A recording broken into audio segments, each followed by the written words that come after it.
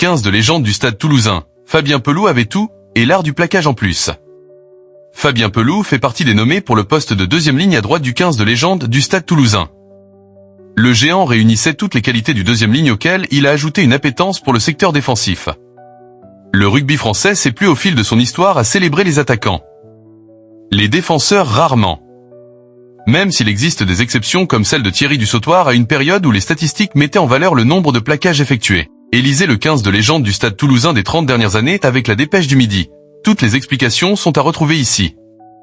Avant lui, Fabien Pelous a pu être classé, à vue d'œil et sans avoir recours aux statistiques dans la catégorie des plus grands défenseurs de l'histoire du rugby chez les avants. Et paradoxalement, dans celle des défenseurs grands. Car il était rare à l'époque qu'un joueur de sa taille, 1,98 m, j'ai pu faire valoir une telle efficacité dans ce secteur où la taille aurait pu constituer au contraire un inconvénient. Comme précisé plus haut, on ne faisait pas mention des statistiques pour analyser un match, mais la moyenne du recordman de sélection en équipe de France se situait à chaque match entre 10 et 15 plaquages. Un chiffre d'autant plus important que le temps effectif du jeu était beaucoup plus faible. Fabien Pelous impressionnait également par la virulence de ses plaquages, l'adversaire ayant parfois l'impression de prendre un chêne de face. Et le deuxième ligne ne se ratait quasiment jamais dès lors qu'il s'agissait d'asséner un plaquage sur une action décisive. Cette qualité de plaquage était une bénédiction pour le Stade Toulousain car elle constituait également une arme offensive, à travers les ballons de récupération qu'elle procurait.